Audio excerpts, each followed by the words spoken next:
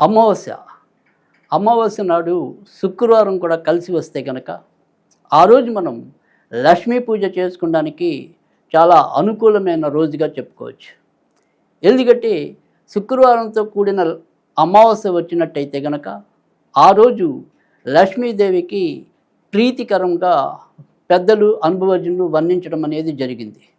అంతేకాకుండా శుక్రవారం నాడు అమావాస్య ఒకవేళ రాత్రి ఉన్నట్టయితే కనుక అది మరింత ప్రాముఖ్యత సంతరించుకోవటం అనేది అయితే ఉంటుంది.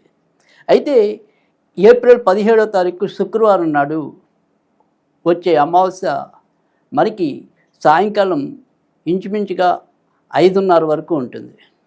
అయితే ఉదయం నుంచి సాయంకాలం వరకు కూడా శుక్రవారం నాడు అమావాస్య ఉంటుంది కనుక ఈ అమావాస్య గడియల్లో లక్ష్మీదేవిని కనుక పూజించినట్టయితే ఆర్థికంగా మనం పడే ఇబ్బందుల నుంచి కొంతైనా సరే ఉపశమనం లభించడానికి అవకాశం ఎక్కువ ఉంటుంది.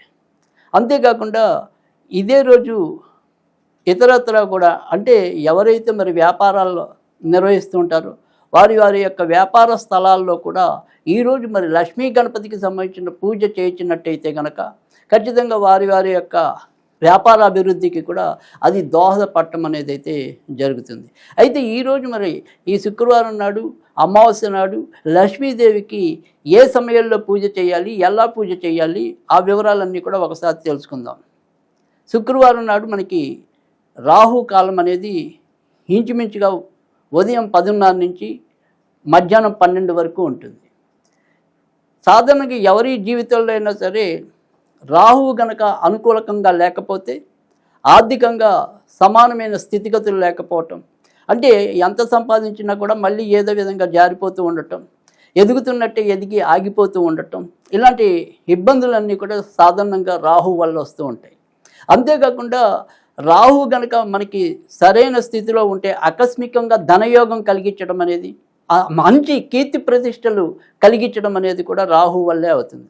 కనుక లక్ష్మీదేవి కటాక్షం పొందడానికి మనం ఈ అమావాస్యతో కూడిన ఏదైతే శుక్రవారం ఉందో ఈ శుక్రవారం ఇంచుమించుగా ఉదయం 10:30 నుంచి 12 మధ్య మనం లక్ష్మీదేవికి సంబంధించిన పూజ చేసుకున్నట్టయితే ఖచ్చితంగా ఆర్థికంగా అభివృద్ధి రావటం అనేది జరుగుతుంది. మరి ఈరోజు మనం ఏం చేయాలి?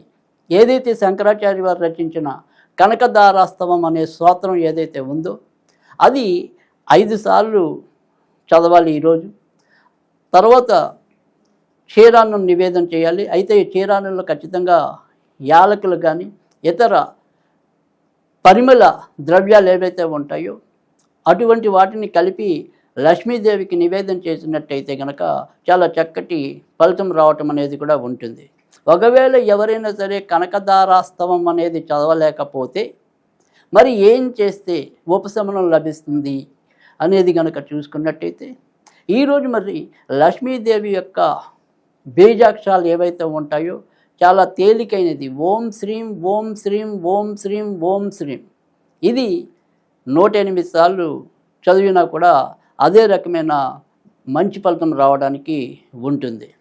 అలా కాకుండా ఏదైనా సరే స్విచ్ వర్డ్, ఇది కూడా మనకి మనీ అట్రాక్షన్కి ఉపయోగపడటం అనేది జరుగుతుంది.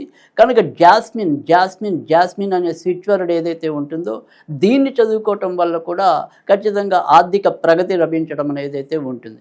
కనుక గుర్తుంచుకోండి, శుక్రవారం అమావాస్య ఏదైతే రాహుకాలం ఉందో ఇంచుమించుగా 10:30 నుంచి 12 మధ్య ఈ రకంగా చేసినట్టయితే కనుక ఖచ్చితంగా ఎంతో కొంత ఆర్థిక బాధల నుంచి ఉపశమనం లభించడం అనేది అయితే ఉంటుంది.